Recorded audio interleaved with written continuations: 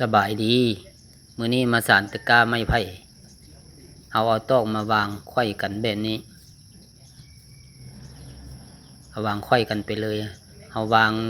8 เส้นเนาะเอาวาง8 เส้นไขว้กันไปแบบนี้ซับวางเนาะวางซับวางกันไป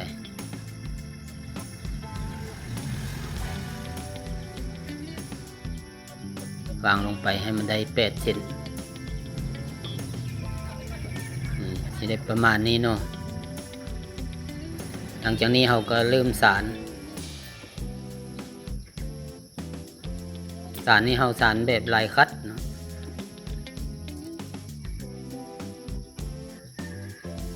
สานแบบลายคัดเราเอาตอกน้อยสานถ้าเราเอาตอกใหญ่สานมันจะสานบ่เข้านะเพราะว่าเราสานเริ่มแรกนี่เราต้องได้เอาตอกน้อยมาสานและเราก็ต้องได้สาน2 เส้นเอาตอกสาน2 เส้นสานเป็นลายคัดสานตามกันเข้าไป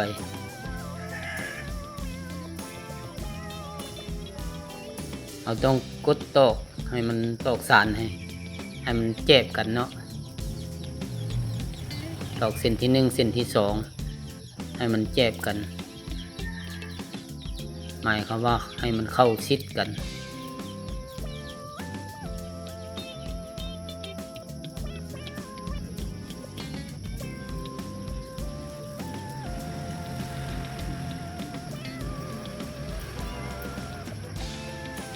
ระวังตอกมันหักเนาะตอกสานมันมักหักเพราะว่าเฮาสานเริ่มแรกนี่มันเป็นวงมนที่มันน้อยเนาะตอกสานมันก็มักหักถ้าเฮาสานได้หลายแล้วเป็นวงมนใหญ่ขึ้นแล้วมันก็สานสบายสานง่ายเนาะตอนนี้เฮาต้องจะใส่ความพยายามนี่สานขึ้นมาได้หลายประมาณนี้นี่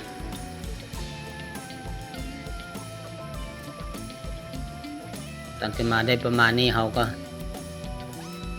เริ่มมาตื่นโต๊ะเนาะในประมาณนี้แล้วเราก็มาตื่นโต๊ะนี่เอาโต๊ะมาวางเพราะว่าโต๊ะตั้ง8 เส้นที่เราวางไปนั้นเวลาเราสานขึ้นมาแล้วมันจะห่างสานได้วงมนใหญ่ขึ้นมาแล้วมันจะห่างเราต้องการให้มันโต๊ะมันที่เราจำเป็นต้องได้ตื่นโต๊ะเข้าไปอีกตื่มเข้าไปอีก8 เส้นเอาตื่มเข้าไปเทื่อละเส้นให้ครบตามว่างเดิมของมัน8 เส้นเนาะเวลาเราตื่มตอกนี้เราต้องได้เอาตอก2 เส้นตอกสาน2 เส้นมาไผ่2 เส้นไผ่2 เส้นไผ่เกี่ยวกอดเอาตอกเดิมแล้วก็ตอกที่ตื่มใหม่เราเกี่ยวกอดกันไปเกี่ยวเอาตอกเดิมแด่เกี่ยวตอกใหม่แด่เราเกี่ยวกอดกันไปแบบนี้เราต้องสานไผ่2 เส้นนี้ไผ่ไปให้มันได้2 รอบประมาณ2 รอบ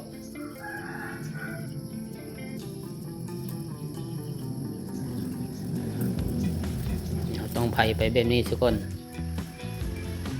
ไปได้2 รอบแล้วเราจึงค่อยสานธรรมดา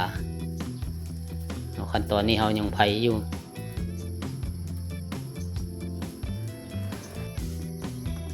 ฮอดขั้นตอนนี้เราสานธรรมดาแล้วหลังจากเราไผแล้วเราก็มาสานธรรมดาสานลายคัดตอกสาน2 เส้นคือเก่า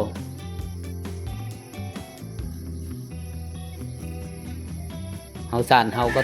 กดตอกสั่งลงไปนำเนาะเผื่อว่าได้รูปทรงของตะกร้าหรือรูปทรงของก้นกระต้าเนาะนี่ตอกสานสุดแล้วเราก็เอาตอกใหม่มาตื้มตัวแง่สอดเข้าไปตามบ่อนตอกเดิมนั้นแล้วก็สานตามลายเดิมของมันไปเลยเวลาเราตอกสานเราสุดแล้วเราก็ต่อเส้นใหม่ไปเรื่อยๆ สานไปหมุนไปเอาก็กดตอกสั่งนั้นลง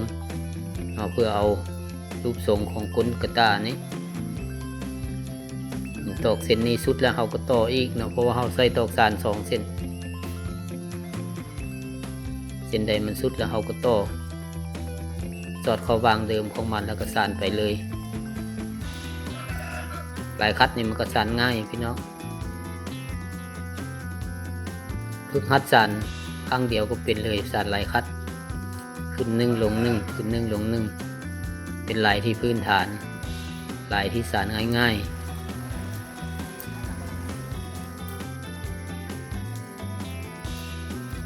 ขั้นตอนนี้มันผ่านได้เป็นรูปทรงของก้นกระตาเนาะเอาสานไปเรื่อยๆแล้วเราก็เอามือกดตอกสั่งนั้นลงสานไปเรื่อยๆ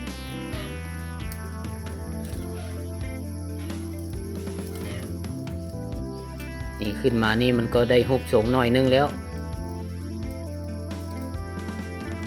ขั้นตอนนี้เราสานเราก็ใส่ขาหนีบไว้สานง่ายตอนนี้เขาก็ยังกดตอกสั่งนั้นลงอยู่เนาะเขาจัดแปลงตอกสั่งให้มันว่างที่ห่างให้มันเสมอกันถ้าตอกสั่งนั้นเป็นว่างที่บ่เสมอกันมันจะบ่งามเนาะเขาต้องแปลงตอกสั่งให้เป็นว่างเสมอกันแล้วจึงค่อยเอาตอกสานนั้นสานเข้าไปเอามือกดตอกสั่งนั้นลงไปนำ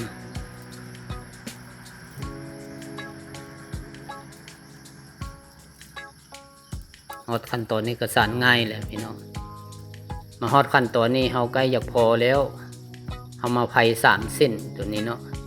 เป็นลักษณะไผ่กลมไผ่3เส้นเฮาใส่ตอก3เส้นมาไผ่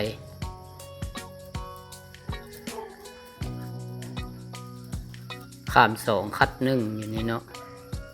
ตอกแต่ละเส้นเข้าไปในข้าม2เส้นแล้วก็ไปคัดเอา1เส้นเป็นลักษณะไผ่กลมอันนี้เราก็ไผ่ให้มันได้ประมาณ2รอบเนาะ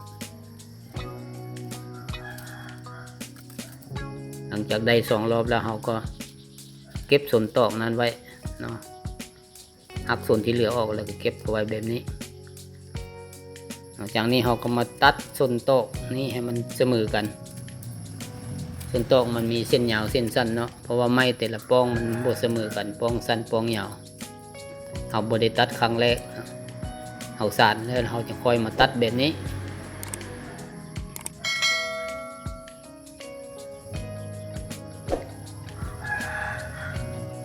ตอนนี้แม่นเรามาผ้าเป็นซี่น้อยๆเนาะตอกสั่งแต่ละเส้นนั้นเราต้องได้ผ้าเป็นซี่น้อยๆ5 ซี่ 6 ซี่พุ่นแหละเนาะเส้นหนึ่งเพื่อว่าให้เราม้วนง่ายเวลาเราม้วนเราเน็บเราสอดมันจะม้วนง่าย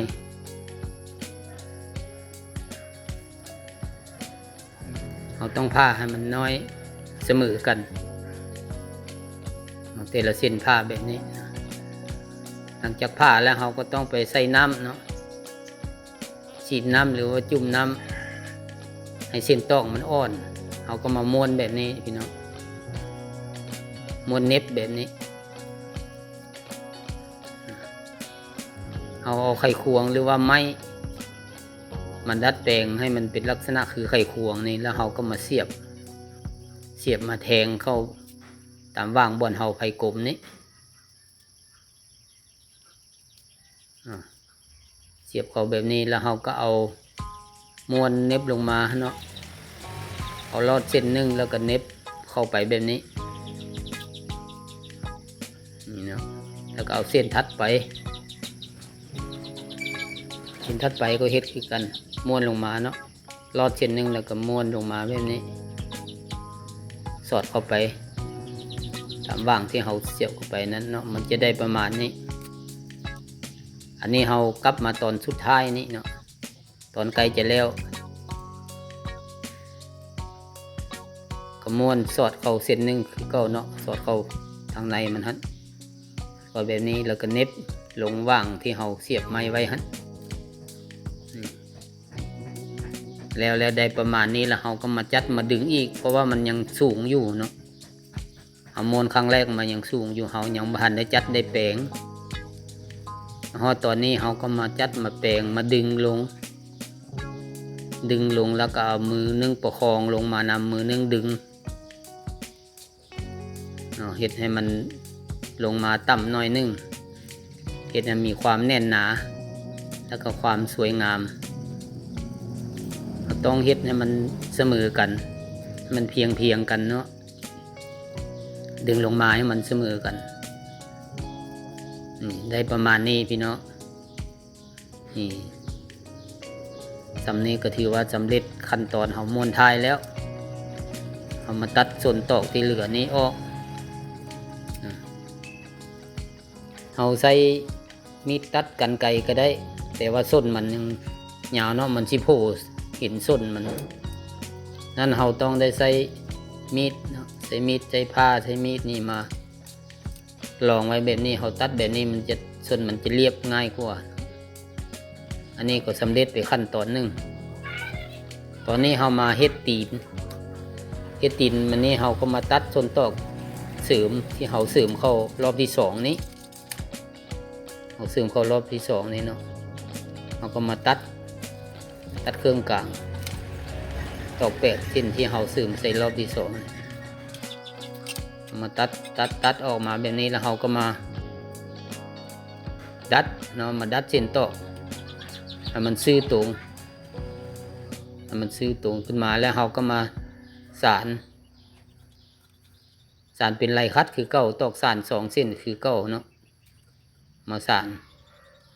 จัก2-3 รอบบ่ให้สานหลายเนาะถ้าเฮาสานหลายตอกเฮาสิม้วนทายบ่ถึงตอกสั่งสิม้วนบ่ถึงนี่ตอกสั่งเฮาต้องได้ผ่าออกครึ่งนึงเอาไว้ครึ่งนึงเพราะว่ามันใหญ่โพดเนาะเวลาเฮาจะม้วนท้ายนี่เฮาเอาตอกน้อยตัวนึงมาสำรองแปะใส่ดังด้านข้างมันนี้เวลาเฮาม้วนนี่เฮาต้องมาเกี่ยวเอาสิ้นตอกน้อยสำรองแปะด้านข้างมันนี้เนาะบิดออกมาแล้วก็มาเกี่ยวเอาสิ้นตอกน้อยตัวนี้แล้วก็เน็บเข้าไปเน็บส่วนมันเข้าไปเห็นแบบนี้เพราะมันจะได้ความแน่นหนาเวลาเฮาขอบตีนมันอีกทีนึงเนาะนี่เฮาม้วนเน็บเข้าไปแบบนี้เนาะหลังจากเฮาม้วนสำเร็จแล้วเฮาก็มาเราไม้กลมๆเนาะเราไม้กลมๆมาใส่มาสอดเข้าเดี๋ยวนี้เฮาจะเฮ็ดเป็นตีนเป็นฐานของกระต้านี้เอา6 เส้นเนาะ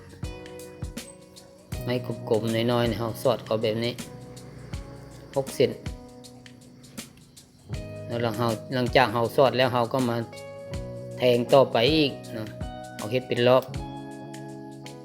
เส้นที่1เข้าไปเส้นที่2แทงเข้าไปมันจะเป็นว่างของมันอยู่เนาะว่างทัดไปบ่ให้ลงกันเนาะให้เหรียญว่างไปเหรียญแถวเหรียญว่างกันไปว่างที่1ว่างที่2ว่างที่3แต่ว่าเราก็ต้องดัดไปนำเนาะเราเอามือเราดัดความโก่งของมันเวลาเราดึงเข้าแล้วความโก่งของมันจะบ่เพียงกันปานใดเนาะเราต้องได้ดัดให้มันเพียงกันให้มันกลมเกี่ยวกันเพราะว่ามันจะกลมเกี่ยวกันกอดกันไปเนาะตอกแต่ละเส้นนั้นนี่เราก็จะได้ตีนมันแบบโค้งเนาะแบบโค้งแบบสวยงามเราดึงเข้าแบบนี้ครบรอบแล้วเราก็ตัดส่วนมันออกส่วนนี้เราก็ตัดออกคือกัน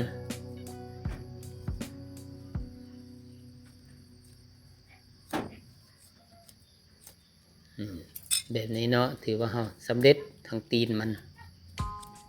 บัดนี้เรามาใส่หูหิ้วเนาะใส่หูหิ้วหรือว่าใส่งวงจับมันนี้เราใส่ไม้แล้วใส่ไขควงก็ได้ใส่ไม้ก็ได้มาแทงก่อนเนาะมาแทงนำทางก่อน เราต้องสอดเข้าลึกๆสอดเข้าให้มันถึงก้นกระตานะ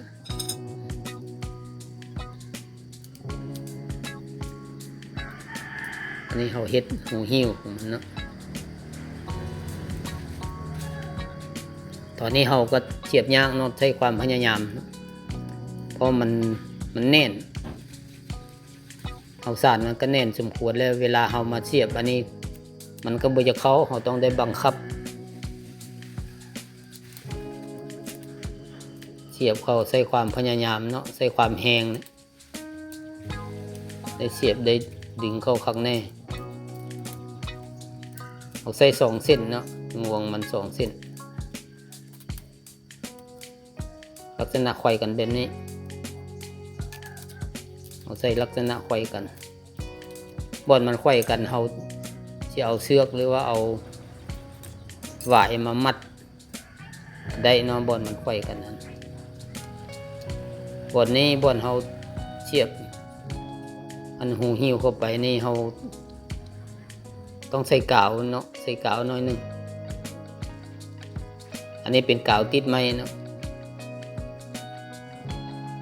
มันแห้งแล้วมันจะ